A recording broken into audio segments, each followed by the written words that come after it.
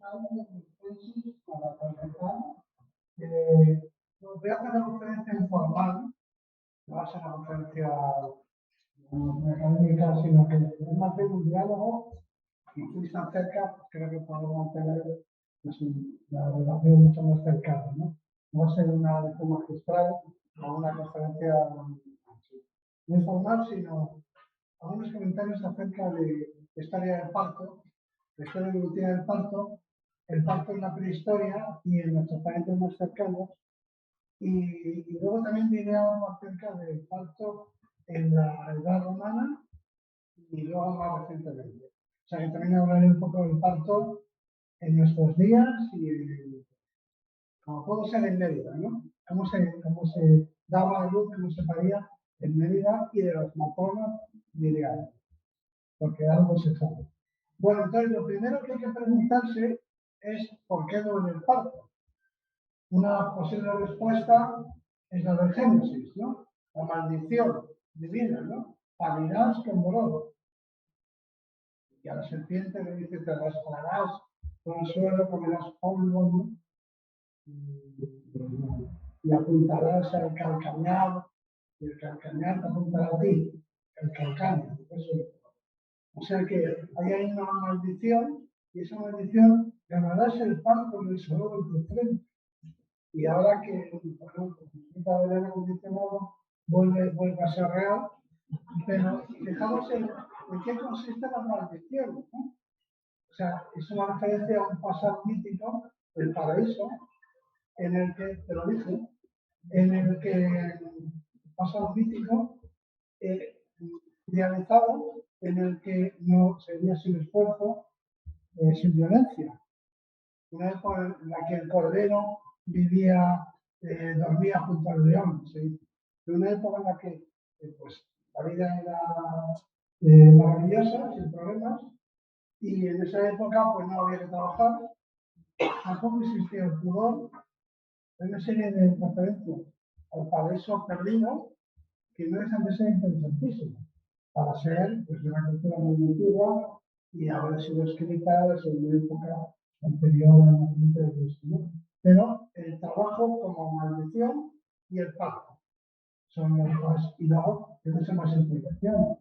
Dice que la mujer se someterá al varón, por ejemplo, y también dice el Génesis aquello de crecer y multiplicarnos. Y poblar la tierra y someternos. Entonces, bueno, de esa maldición tienen muchas consecuencias que llegan hasta nuestros días. Ahora mismo, con todo el tema de la sostenibilidad, lo que estamos haciendo es cuestionar lo que parecía que era un mandato divino, en todo caso, la misión de la especie humana, que es la de conquistar la naturaleza y someterla. Crecer, multiplicados, conquistar la tierra y someterla. Sobre nuestra exposición. O sea que el relato bíblico tiene muchísimos aspectos interesantes, pero uno de ellos, dirigido directamente a la mujer, es la de parirás con dolor. Entonces, en realidad, esa idea, esa maldición, viene de la imposibilidad por parte de todas las culturas de entender el hecho del parto como un hecho doloroso. Pero ¿por qué tiene que ser doloroso?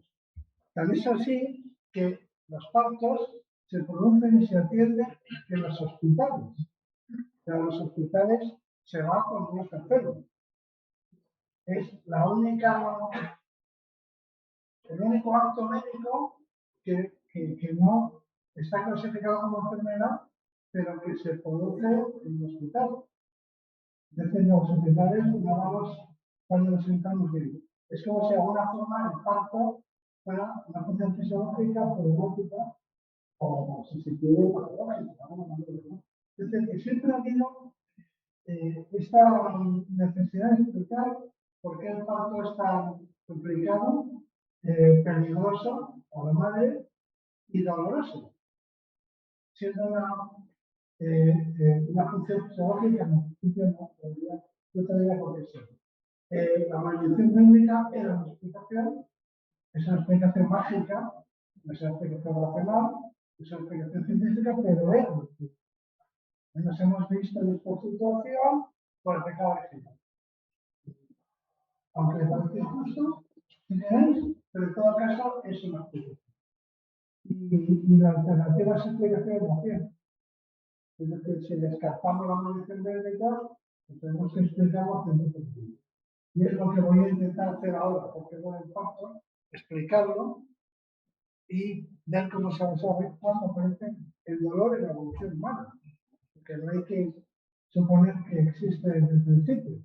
Podríamos preguntarnos si el parto les dolía a los neandertales, por ejemplo, o si les dolía a los erectos, o si les dolía a los australopithecus, o si les duele a los chimpancés, que son los países más cercanos. Es decir, que en torno al parto hay muchas preguntas, muchos misterios, en realidad, asociados al hecho del parto. Está cargado de mitología y cargado de actitudes de muchos tipos y por lo tanto es un fenómeno que tiene muchas dimensiones. La fisiológica, por supuesto, la evolutiva también, pero también la social, religiosa, tiene muchísimas dimensiones el tema del parto.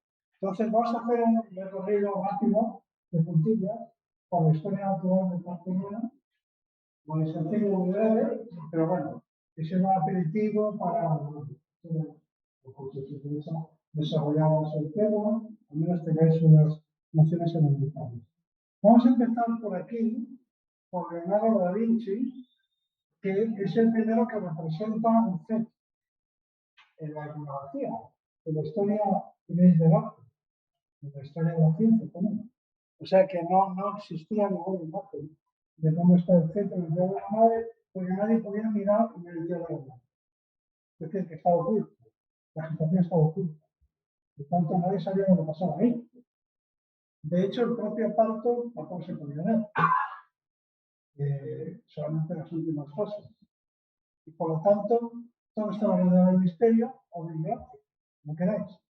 Y entonces, Leonardo da Vinci es un artista, todo el mundo sabe, con grandes inquietudes, es un hombre del Renacimiento y además muy interesado por la anatomía y que practicaba la disección con cadáveres y bueno, hizo una serie de dibujos anatómicos que no publicó en vida, sino que se descubrieron en el siglo XIX, es decir, tardísimo.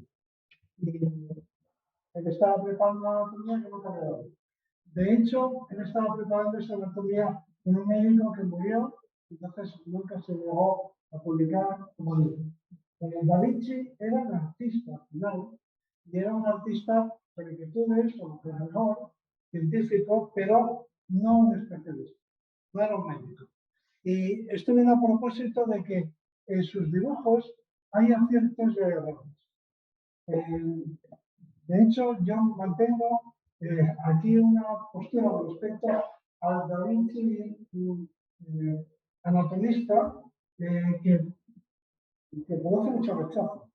Da Vinci está idealizado, que sería que canonizado, como un genio universal y no se admite que tuviese ningún fallo de ninguna error. Sin embargo, aquí podéis ver el feto, que está muy bien hecho, y acertó en eso, la postura acertó, no había visto feto, de manera que eso es un acierto por su parte, pero el útero es totalmente inventado. De hecho, casi parece una cápsula de una planta, una flor, no se parece nada del útero, y la placenta directamente está equivocada. La placenta que se ve ahí tiene unas vellosidades, se entra en detalles, es una placenta rumiante. Es decir, la forma del útero es una forma errónea y por otro lado la placenta no es una placenta de un primate, tampoco una placenta humana. Es decir, que con toda seguridad, Leonardo da Vinci se fue a la carnicería o al matadero y pidió que le dieran una placenta. Lo que no deja de ser sorprendente, porque conseguir una placenta es lo más fácil, mucho más difícil conseguir un cadáver, pero en cada parto hay una placenta. Por lo tanto, era fácil obtener una placenta. pero no se le ocurrió o le pareció que era suficiente con tener una placenta animal, quizá de un cordero, de una oveja, o de una vaca, en un caso inconveniente, que es la que representó. Digo esto porque Leonardo da Vinci es, desde el punto como anatomista, muy exaltado, muy elogiado. A mí me parece que da Vinci era un artista.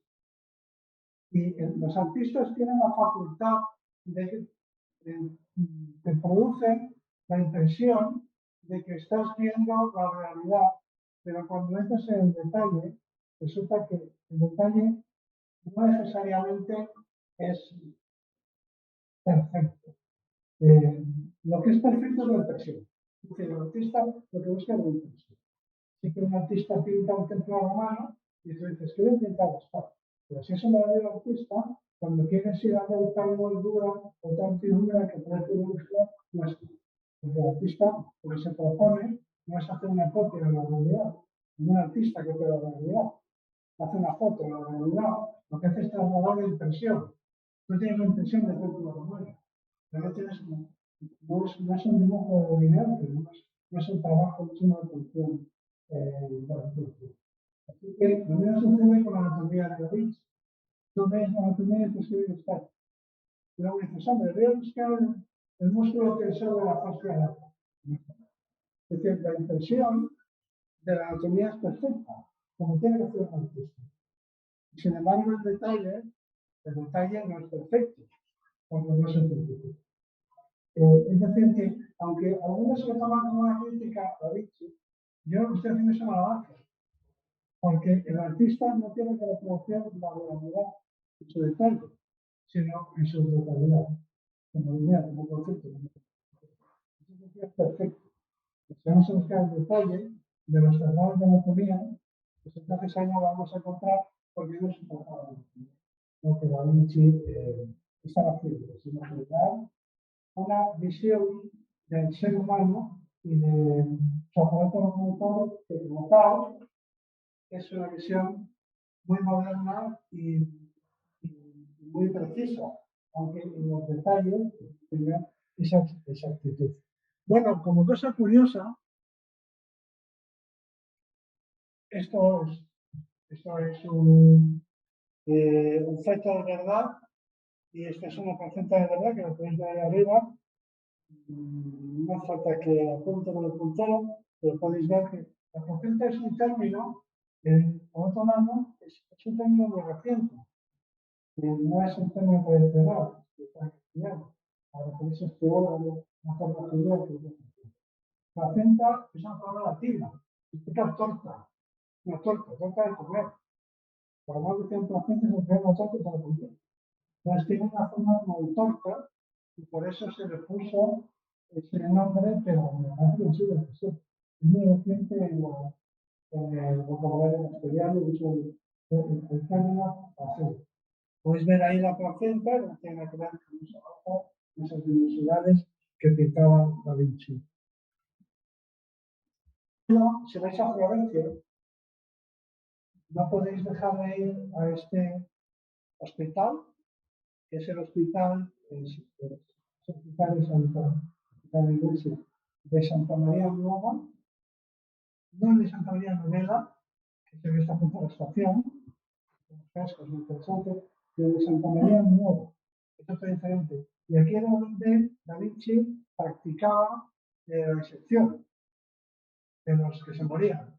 Era un hospital asilo, más o menos, y de hecho él hace observaciones interesantes, que luego, sí, que luego escribe y nos dice cómo es esto del arte de diseccionar cadáveres y que hay que vencer la repugnancia, tiene muchas cosas, alguna vez en alguna exposición, ¿no? Que el que quiera hacer esto, pues debe estar preparado. Estamos hablando de una época en la que no se pueden conservar los cuerpos, no se pueden conservar los cadáveres, se pudren, huelen mal, y dice luego que asaltan los fantasmas de noche. Entonces describe cómo es eso de disecar cadáveres y no está hecho para y entonces, pero él cuenta cosas muy interesantes, porque, por ejemplo, él dice que estuvo hablando con un anciano que murió a las pocas horas y a continuación le hizo la disección. Él quería ver si bueno, pues el carácter o el estado de ánimo de alguna forma se reflejaba luego en el cabello. Lo interesante es que esta iglesia de Santa María Nueva fue hecha por un mecenas, y ese mecenas era ni más ni menos que el padre de Beatriz. Beatriz es la musa de Dante, del libro de Dante. Es decir, Dante se encontraba Beatriz en una iglesia allí en Florencia, donde está la tumba, por otro lado de Beatriz, y el padre de Beatriz, como el centro fue el que pagó, subvencionó los obras de este hospital. Hospital que es, dicen, el hospital más antiguo del mundo, porque ha mantenido su uso, digamos, como sanitario hasta la actualidad. Y ahí es donde se ve, por otro lado, la figura de los italianos, para que deberíamos aprender tanto. Por supuesto que ahora mismo no es un hospital moderno, sino que bueno, se simula que sigue siendo un hospital para que no se pierda la continuidad. Para que siga siendo el hospital que ha mantenido la asociación hospitalaria y su uso ininterrumpidamente desde hace más tiempo, pues hoy en día se pasan algunas consultas. O sea, hace lo que sea necesario para que se pueda seguir considerando oficialmente que sigue siendo un hospital. Y lo que es un museo que se necesita muchas culturas y muchas cosas. Pero deberíamos aprender de los italianos que estas tradiciones se ennoblecen las cosas, dan una profundidad para el tiempo, una continuidad que son importantes. De manera que paseando por Florencia no se pueden unir los espíritus de Leonardo da Vinci, se pueden unir los espíritus de los saones que disecaban y que han visto tanto lo asustaban, pueden ver la iglesia de la cultura, está ahí toda la historia del arte. Y ahora tenemos que la evolución humana. Estos son nuestros parientes más cercanos, los chimpancés y los gorilas. Nosotros somos simios africanos. Esto es una cosa que no me canso nunca de decir. Cuando Darwin empezó a publicar sus teorías, hubo un cierto escándalo porque se interpretó que Darwin, la sociedad entendió que Darwin lo que estaba proponiendo, lo que afirmaba en realidad, es que venimos del mono. Yo siempre digo que Darwin nunca dijo que veníamos del mono. Darwin jamás afirmó que veníamos del mono. De hecho, Darwin no creía que veníamos del mono. Lo que Darwin creía era mucho más fuerte. Darwin creía que éramos monos. Es muy importante de todo esto. No es que hemos dejado de serlo, ¿no? Es que lo seguimos siendo. Bueno, pero nosotros somos bípedos en tierra y nuestros parientes más cercanos son cuadrúpedos en tierra. Son acróbatas en los árboles, pero cuadrúpedos en el suelo. Y eso quiere decir que los músculos son diferentes. Orientar la musculatura, pero muy bonita, muy interesante. Y estaría bien que, bueno, lo repasáramos, pero no, no lo puedo detener. Pero no es diferente porque los músculos sean diferentes.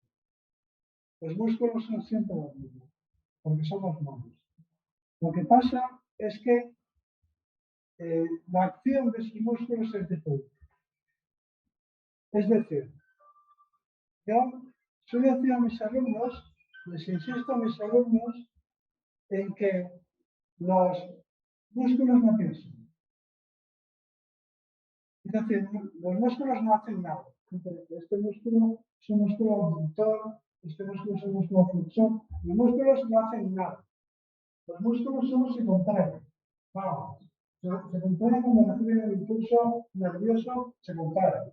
Están expresados en ese momento. Los músculos no hacen nada. Ahora bien, dependiendo de cuál sea su línea de acción, producirá un efecto motor. Es decir, el mismo músculo actuando con una línea diferente producirá un efecto distinto. De manera que nuestros músculos, los de los chimpancés, son los mismos, pero los chimpancés porque las formaciones producen una locomoción por grupo y en nosotros producen una locomoción bípeda. Solamente son los cuadrúpedos cuando son los en las pruebas de velocidad. Pero este es un ejercicio muy interesante y que yo recomiendo, porque literalmente son los cuadrúpedos.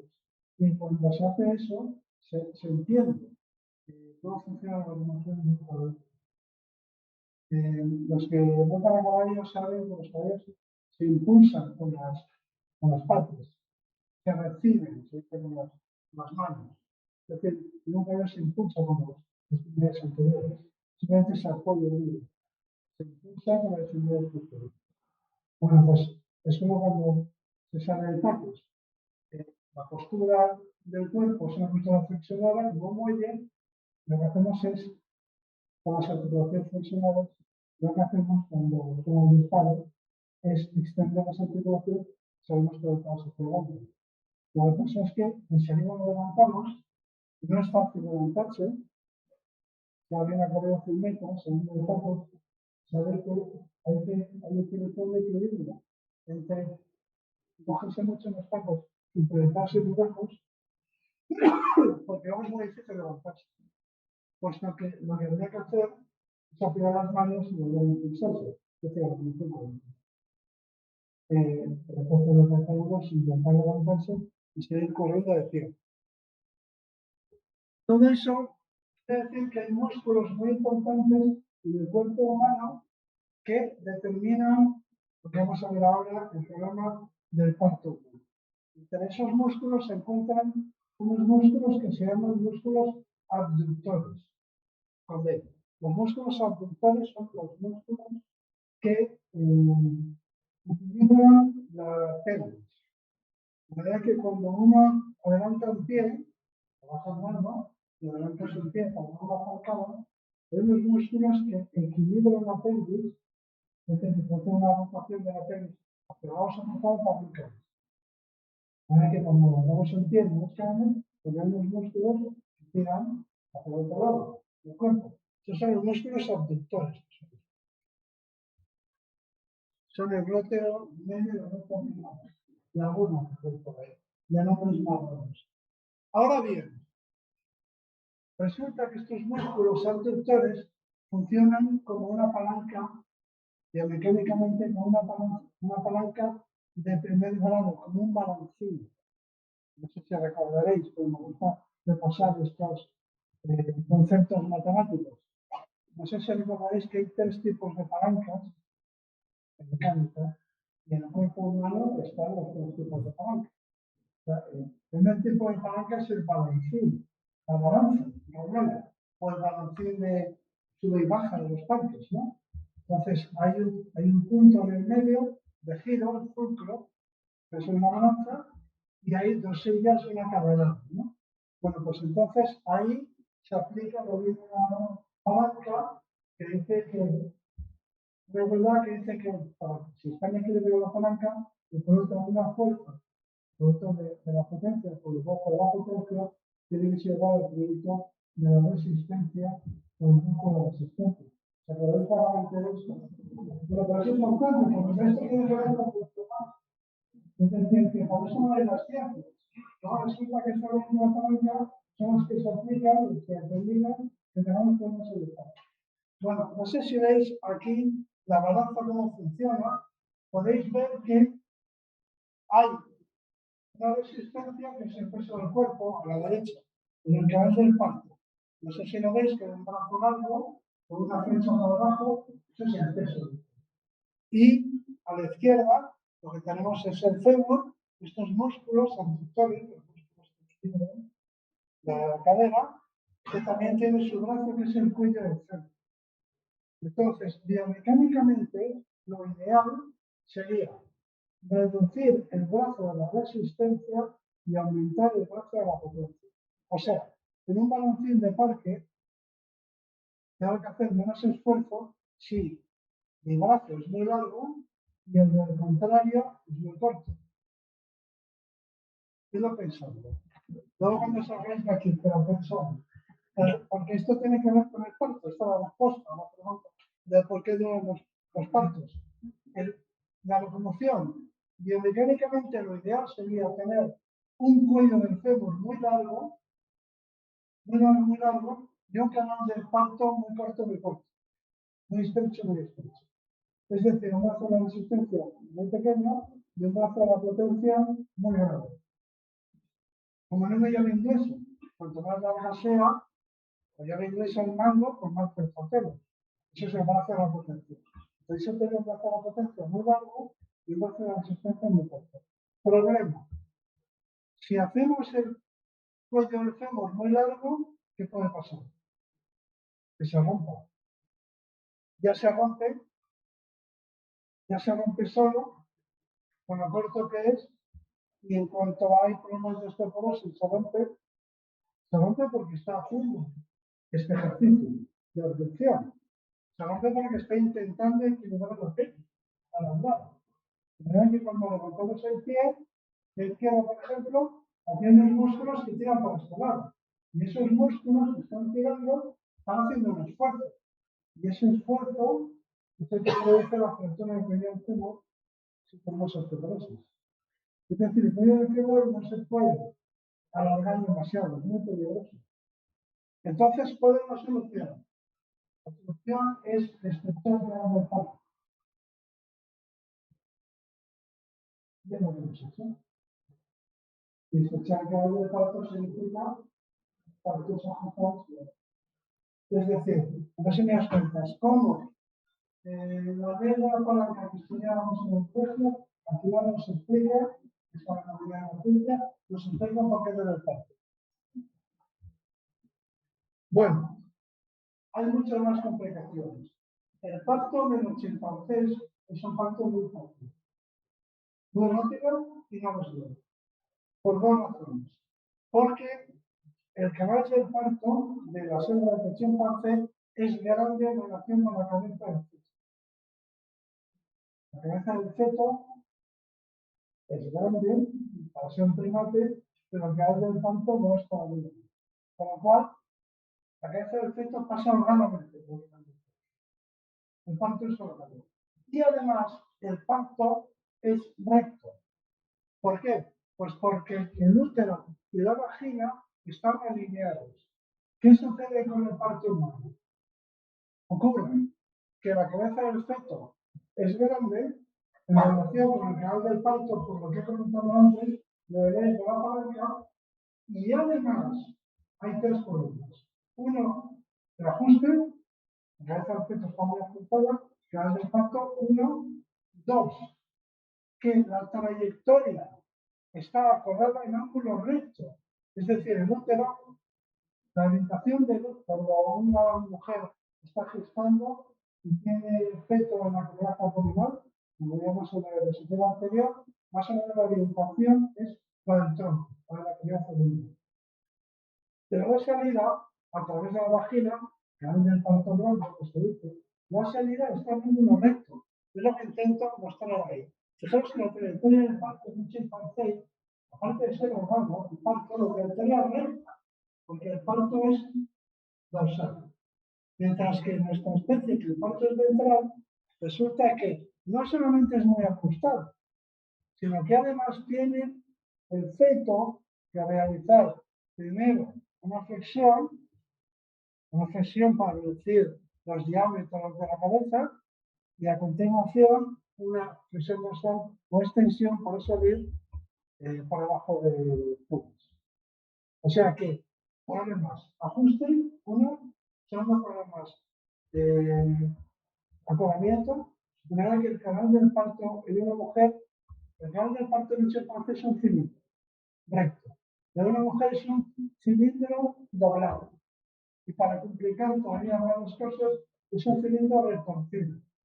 Porque mientras que en un chimpancé el cilindro, todos sus diámetros son iguales, en una mujer el diámetro de entrada, diámetro mayor de entrada es transversal y el diámetro mayor de salida es anteroposterior, o sea que estamos hablando de un parto ajustado en un canal del parto doblado y retorcido.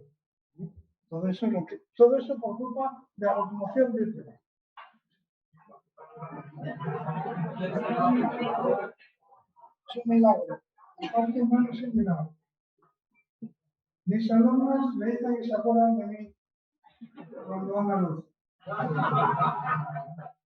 Bueno, o sea que no sé si es bueno contarlo o no. Pero bueno, esto es el famoso diafragma pélvico, suelo pélvico, que se dice que tiene mucha importancia en la que no puedo entrar en este tema, pero claro, tiene que ver con el parto produce distensión, produce desgarros, esta disotomía, en fin, hay muchas cosas que tienen que ver con el suelo pélvico que no me da tiempo a tratar ahora, ¿no? Pero lo que quiero deciros es que más o menos podemos dividir la salida de la pelvis o podemos definir la salida de la pelvis como un rombo. Esa es la parte práctica de esta conferencia. Esta conferencia es una conferencia taller que tiene una parte práctica. A ver, el que quiera que lo haga, el que no, que no lo haga. Yo os pediría, el que quiera, que se siente, que se siente sobre las palmas de las manos. Las palmas de las manos. Bueno, entonces, si os sentáis sobre las palmas de las dos manos, veis que de verdad estáis en contacto con los huesos. Ese hueso se dice que la producción es esto. A ver que el rombo, a que no refiere ya por dejar. Esto tiene varias lecturas. La primera, no nos sentamos sobre el glúteo mayor. La gente piensa, el glúteo mayor, el curvo, esto es para uno. El glúteo mayor no es para sentarse sobre él. Otro día me haré una conferencia solo sobre el glúteo mayor. Porque el glúteo mayor es tan importante este tema que fue Aristóteles, que el hombre es la única especie que tiene curva. Los animales no tienen pasarelas, estos agrupamientos. Aristóteles. Vale. Esto es algo que se puede explicar y que no se utiliza. Y en la conferencia lo dijimos.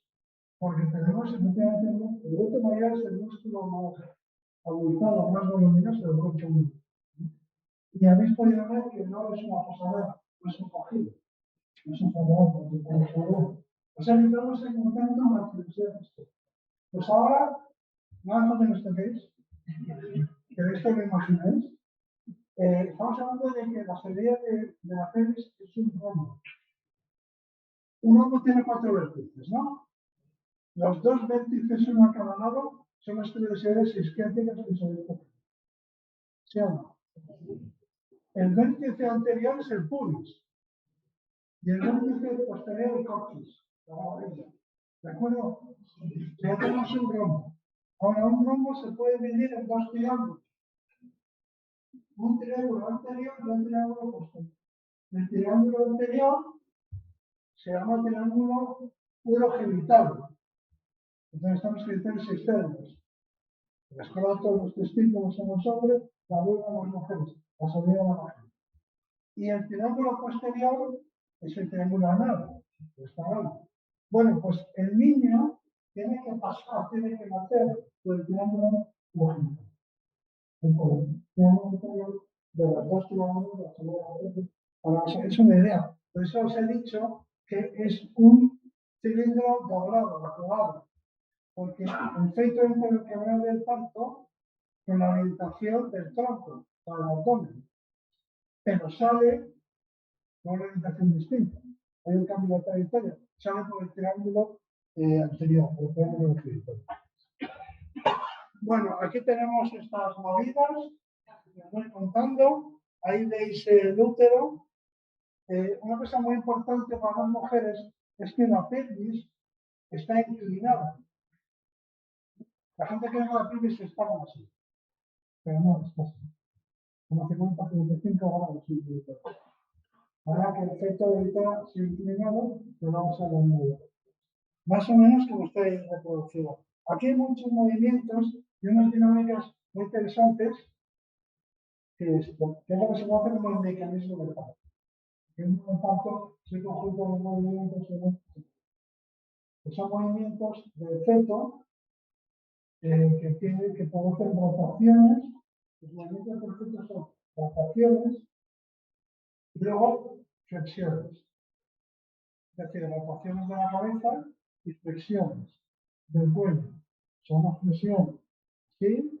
De una extensión, en realidad, una extensión dorsal. De manera que entran así para reducir el diámetro, tiene que pasar por el canal del parto, pero sale por debajo del pubis así, flexión. Los partos, la mayor parte de los partos son de columnismo. Son para aquí primero, por el parto de cara, muchos tipos de partos, pero el más común, estándar, es el parto de columnismo. ¿Por qué? Pues el feto está en extensión. Eso es importante por lo que no vemos. Tiene su importancia. De verdad que todos son complicaciones. Y faltamos una cuarta complicación. Ajustado, trayectoria largo recto, ajustado, canal retorcido, de manera que los diámetros mayores empiezan siendo transversales, pero luego se dice, y acaba siendo la posterior, y pues en el campo, todos esos movimientos que lleva a cabo la cabeza del feto, eso puede haber el feto, no es normal, también de la madre, claro. Todos estos movimientos que lleva a cabo la cabeza del feto, luego tienen que realizarlos los hombros. Pero los hombros están en ángulos rectos. Es decir, si los hombros y la cabeza estuviesen alineados, solo tendría que girar la cabeza, ¿no? Los hombros. Pero aquí tiene que girar primero la cabeza y luego los hombros, porque están en ángulos rectos. Es decir, los movimientos que hacen la cabeza, luego los tiene que hacer por eso es lo que produce esas dificultades que aquí en este cómic pues no puedo detener, pero aquí están todos los movimientos del mecanismo del parto y un parto distóxico, vemos un parto normal en el sentido, sobre esto que se expresión, que es el tóxico, el distóxico, un parto del tipo más frecuente, digamos, ¿no? Por no utilizar el término normal o anormal. Bueno, lo curioso es que la gente va a llevar a la introducción de todos estos mecanismos, se habían deducido que no había en otro parto. O sea, lo que pasa ahí dentro no había nada. Y se podía ver. De manera que se reducía y se redujo bien y se conocía bien. Porque hasta hace relativamente poco tiempo, hasta el 2012, no se han tenido imágenes, porque se han transmitido en el parto. ¿Saben? No se están haciendo el parto, el tiempo real. Y luego aquí ya, si os queréis entretener, esta vez me refería antes, de que está la cabeza del feto, ¿veis los huevos oculares? Aquí.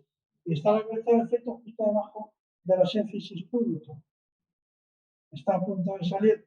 No está junto a la membrana. Y tiene una manera de no, pues se puede hacer porque una genética que protegía y posibles radiaciones que se pudieran producir, ¿no?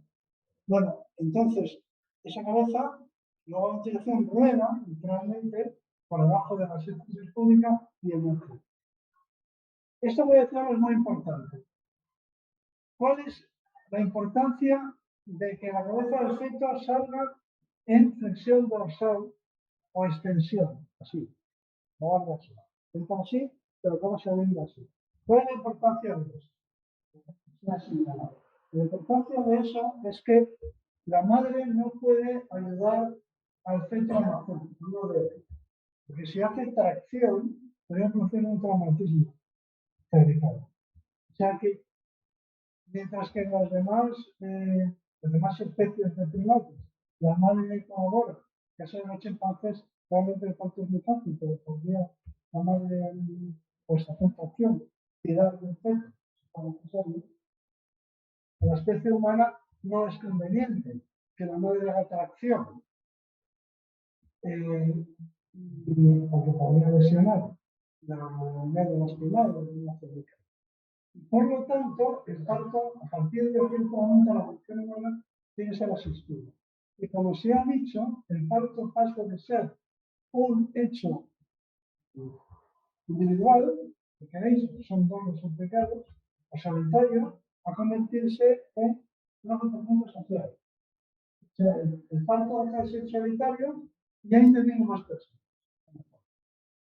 Entonces, el resto de las especies, como es así. El día pasado, bueno, pues los partos de los bisontes, como era un momento, los niños, la bisonte se aleja, se aparta y tiene la cría, obviamente no puede hacer nada. Una vaca no puede hacer nada. El parto no se va a solucionar, como fisiológico, ¿no? Pero no puede colaborar, mientras que a partir de cierto momento, como tiene que el parto se convierte en un hecho social, porque participa más gente, ¿no? Hay que llamar a la comunidad. El día pasado leía un artículo, a hablar de aquí, un artículo sobre Comadrona Sonora, y el título, no tengo en inglés, y el título de la, decía, llamen a la comunidad. Esto es como una constante, ¿no? Constante, llamen a la comunidad. Pues hay que hablar a algo. Se necesita asistencia. Bueno, ahora tengo que ir muy deprisa por la función humana, muy deprisa. Los australopitecos eran, pues antepasados nuestros africanos, eran bípedos. Entonces, como eran bípedos, como hemos visto que hay una relación entre la postura bípeda y la extensión del canal del parto, que ha tenido un pase, si por ser bípedos ya tenían un parto de características humanas o no. Y la contestación es compleja, pero no puedo entretener. En parte sería un parto moderno, en parte no. En cuanto a la trayectoria, sería un parto moderno.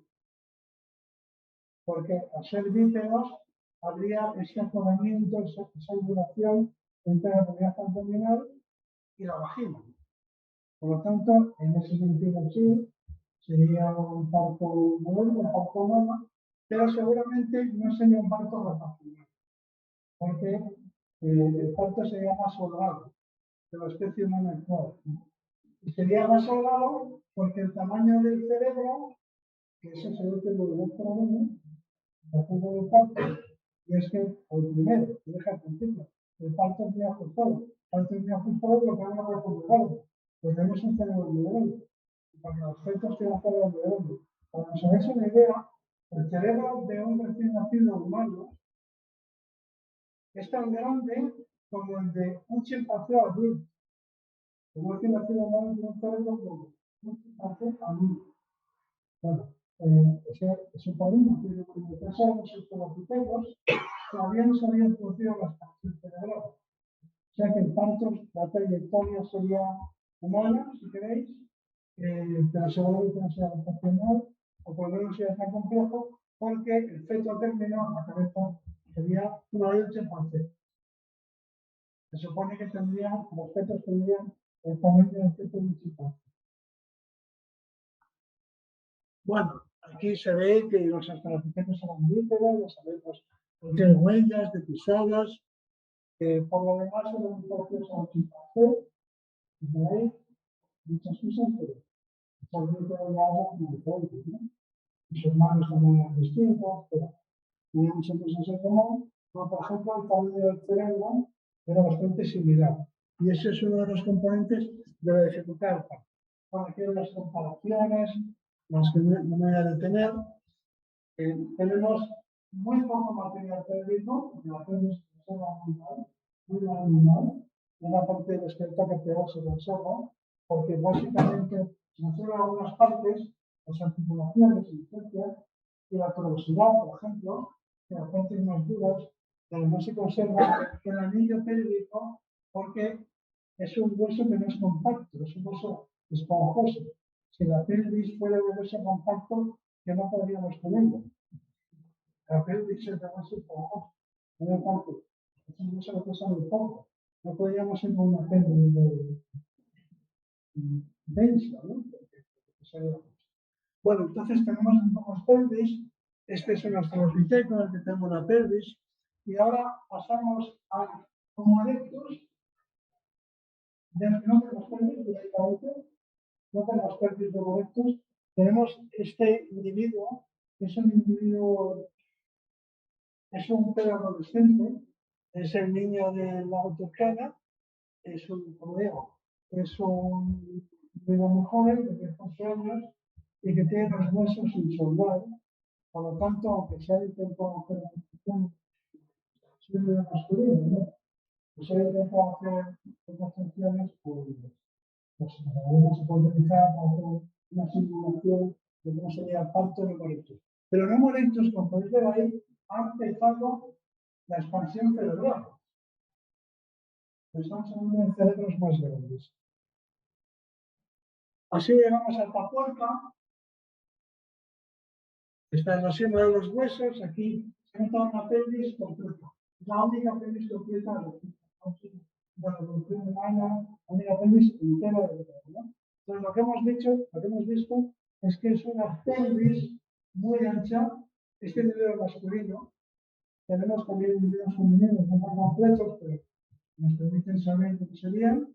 Y lo que vemos es que son pelvis muy anchas. Aquí tenéis una comparación entre la pelvis de Atapuerca, que es la de la derecha, y la de la izquierda sería mi pelvis, que es el individuo de mi estatura. O sea, imaginaros que esa es mi pelvis, la pequeña, y la otra es la de Atapuerca. O sea, que tenían un cilindro corporal muy ancho, eran muy fuertes, su final del parto era muy ancho, entonces seguramente isoterreno más pequeño. Lo que puede pensar que con el parto no había adquirido el grado de dificultad que ha adquirido con el Homo sapiens.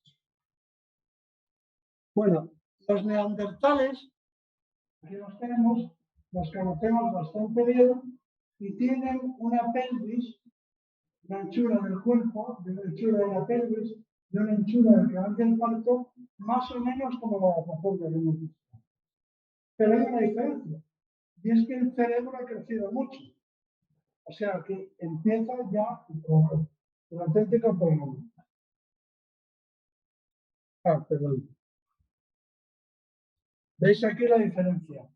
El neandertal es muy ancho. Una pelvis muy ancha. Somos muy musculosos, con una complexión bien. Y nosotros somos más estrechos, por razones biomecánicas. Bueno, aquí se ha intentado simular lo que sería el parto de los neandertales, lo que sería ya un parto con dificultades, quizá incluso adaptacional. Esta es una simulación que se ha hecho con un feto, se ha producido con una pérdida de nacimiento, es decir, son aproximaciones, pero que se veas cuentas, tendríamos una cadera como la de la senda de los huesos, pero un feto con una cabeza muy grande, con una cabeza como la nuestra. O sea, con un cerebro como el de un feto técnico como la vacuna, que tiene 500 de estudio, una barbaridad. O sea, que el parto sería complejo. Ahora bien, donde se baten todos los récords mundiales de combate del parto es con el Homo sapiens. Y ahora entenderéis por qué os he contado lo de la palanca del primer grado. Por dos razones. La primera, porque me gustan las matemáticas. Son poesía. A mí me parece poesía. A mí a Pitágoras también, y a los griegos, a Platón, yo soy el único. Pero a mucha gente les parece poesía. Y además, una carga filosófica muy grande, ¿no? O sea, la pregunta es de qué son los números. Ontológico. Este tipo de cosas nos fascinan más. La segunda, porque si no se sabe un mínimo de matemáticas, pues entonces lo que se hace literatura. Entonces, ahora entenderéis a qué venía todo eso. ¿Qué ha pasado en nuestra especie? Nuestra especie ha estrechado al máximo el canal del parto. porque somos un prodigio de biomecánica. Somos una especie caminante. Yo siempre digo que nuestra especie se debería llamar Homo peregrinus. Peregrinus en sentido de caminante y de extranjero. Peregrinos en latín también significa extranjero. En Roma había un tribuno de los peregrinos, los extranjeros, es decir, nómadas. Son una especie nómada, la especie que anda.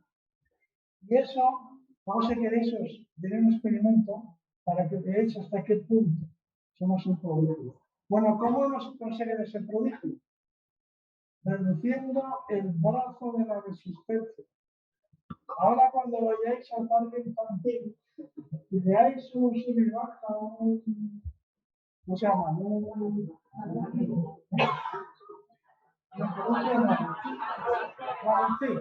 balancín entendéis lo que quiero decir, pero en un balancín, el brazo de la potencia, los dos brazos tienen la misma longitud. Lo que puede cambiar es el peso. Si se pone un gordo, un extremo, cae, ¿no? Y si queremos con los brazos, si sujetamos, mantener el balancín en equilibrio, tenemos que hacer mucha más fuerza que si son individuos que pesa menos. Si es un niño, por ejemplo, ¿no? Esa es la fuerza, por ejemplo. Pero si el brazo es muy largo, el de la resistencia y el nuestro, de la potencia, es muy corto, pero vamos mal. Esto al revés, como hay que hacerlo. ¿De acuerdo? Hay una cosa que hay muchos ejemplos. Pero, ¿cómo hemos conseguido ser una especie tan eficiente biomecánicamente? Apurando al máximo el canal del parto. Somos una especie con un cerebro enorme y con un canal del parto canijo. ¿Por qué tenemos un canal del parto tan estrecho? Para mejorar la biomecánica de la locomoción. Para mejorarla hasta extremos increíbles. De manera que somos una especie de cadena existente. Aquí tenemos esta enfermedad mundial, esta embarazada, sería la madre de todos los sectores. Y aquí están las minas del zinc, una estatua, una copia romana de un general místico, que era un tipo de. Es una afrodita, solamente público. Muy recurrente en la escultura grecolatina. A partir de la primera escultura de mujer desnuda es la Afrodita de Nido. La escultura de la que se llama Nido, la mujer que se llama Nido, pues esculpió un escultor griego que se llama Praxiteles. Bueno, pues aquí está. Y ahora vamos a hablar un poco del parto. En las primeras cuentas, eso es lo que hace el parto sea positivo. Pues ahora vamos, y esa es la razón de la maldición de Dios. Como si queréis os explico con números por qué el parto es tan difícil. Pero ahora vamos a ver un poco de las comadronas. Avisad a la comadrona. Eso que se decía en la Roma clásica. Bueno, aquí tenemos, hay muy pocas lápidas de comadronas, creo que son 16 las que hay, las que se mencionan en el oficio. Esta es una tal Salustria inédita, que parece que era una liberta o una inédita de este otro Salustius Artimideo, a lo mejor, ¿no? Entonces, de esta Salustria, por lo menos los textos, yo aquí me gustaría un optimista, porque los textos que yo manejo, que son de biología o de zoología, en algún texto se dice que esta mujer era o sea, se interpreta inédita, como si fuera liberta, inédita, significa que ha recibido un reconocimiento, un premio, o en el caso, el premio puede ser que te licencien y que te den, en todo caso, es como una recompensa por algo, ¿no? Entonces, no se entiende, se llama Salustria como quizás su patrón, último patrón, no se entiende muy bien, pero yo he visto traducido como liberta, aunque a veces inédita. Todo lo que se dice obstétrics. Por fin aparece la palabra. Esa palabra significa como obstétricas. Esta mujer se dedicaba a ayudar en los partos. Bueno, otra hay mucha iconografía romana de cómo se hacía el parto. Hay un texto, a Dios gracias, de un griego, un médico griego, a caballo entre el siglo I y el siglo II. Hacia la primera Guerra. Se llama Soranius, es un médico de Éfeso, en Asia Menor, y este, Dios lo bendiga, escribió un tratado que se llama ginecología. O sea, tenemos un tratado médico, pues eso, del siglo I, acerca del parto y además un buen tratado. Porque, por ejemplo, Plinio es historia natural, también se refiere al parto, pero son todas unas relaciones superficiales, no tienen nada más un negocio específico.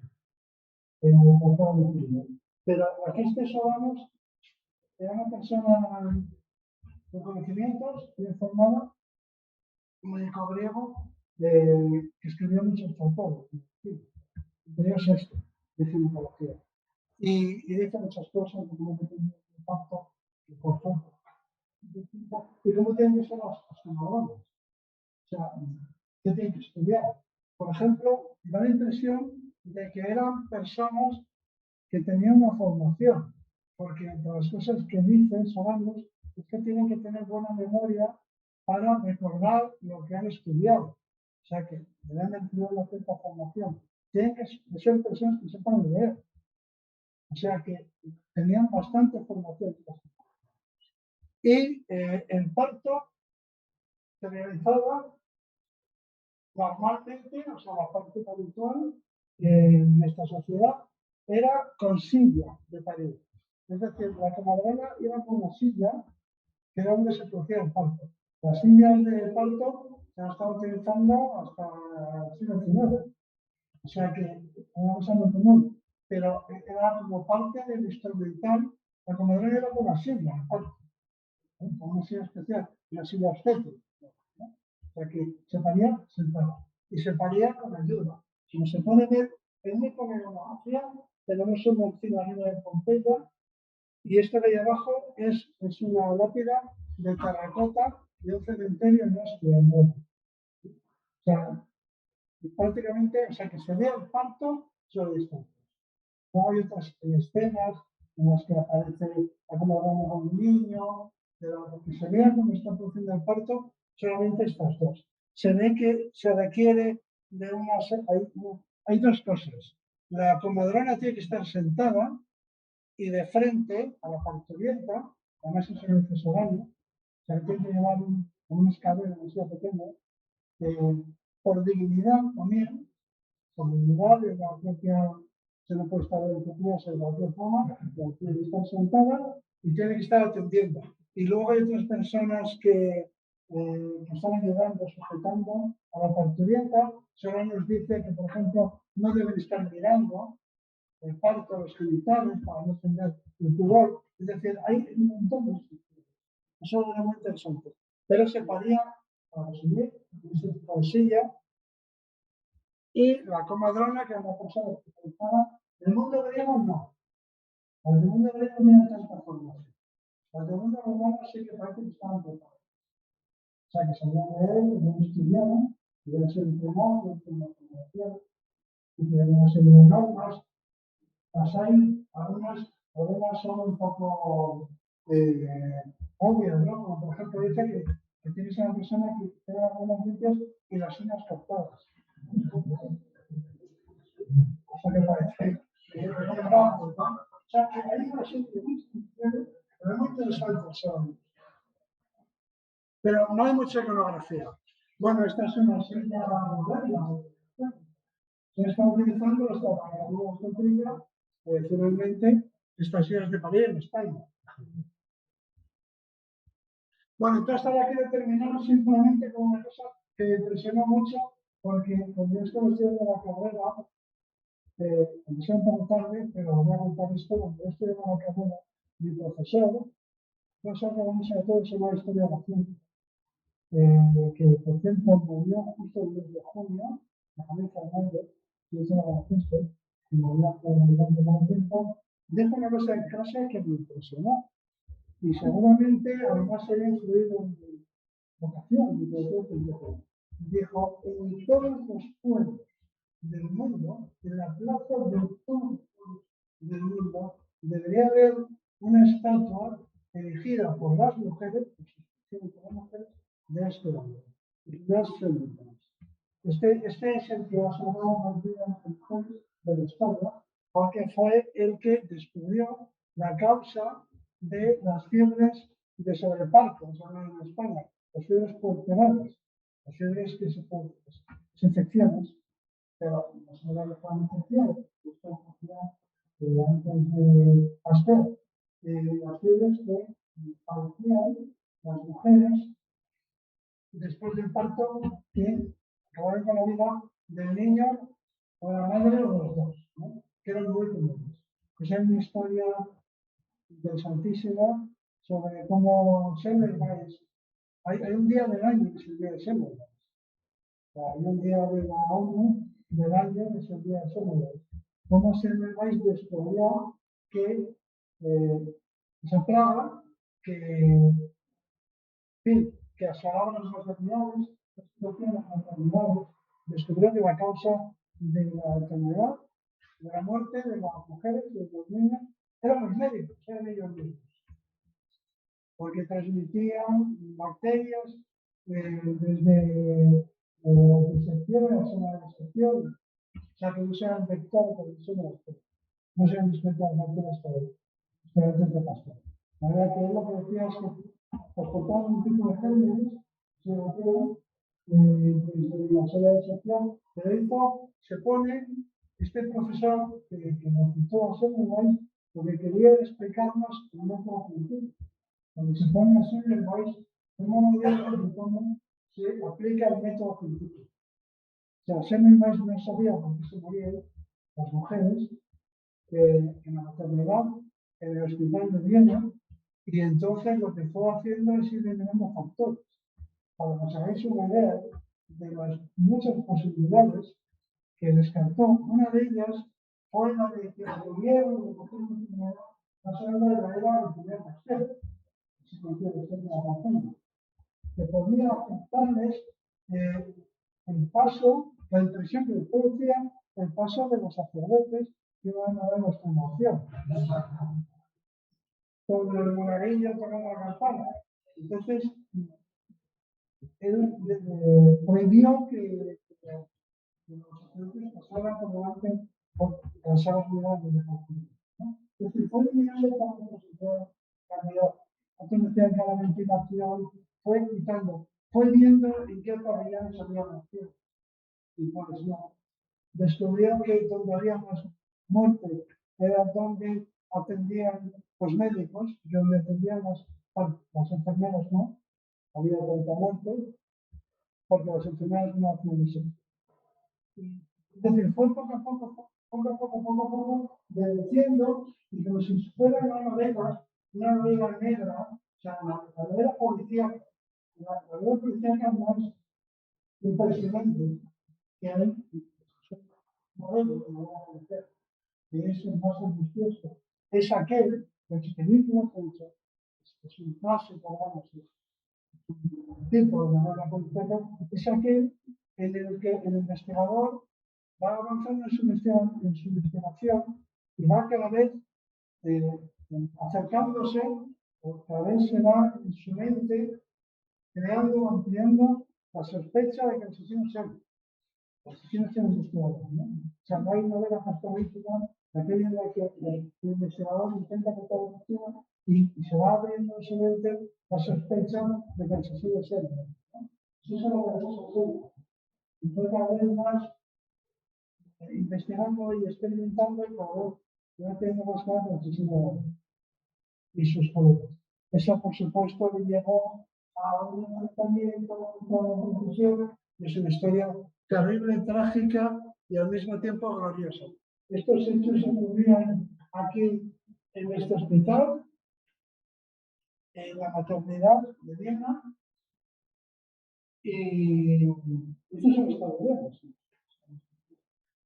contando el siglo XIX. Bueno, finalmente, por supuesto, tenía razón, Semmelweis, y hasta cuando el señor se pudo probar, que esos son los agentes que pusieron primero, Semmelweis, es lo que pretendía era que no tiene que se lavaban las manos con clorina, es decir, con un antiséptico, y se aproximada, la cosa terminó mal, al final murió, sí, y no hay prácticamente nada de esos que están en la reforma absoluta. Es una historia que la Universidad de Viena, la Universidad de Viena es una historia que no se queda recordado que cuesta. Bueno, finalmente el cadáver se trasladó a Budapest y allí fue enterrado, porque murió bien. Y aquí estoy yo, para terminar, no sé de la otra, pero en esta ocasión me la puse. Aquí estamos en la casa de Semmelweis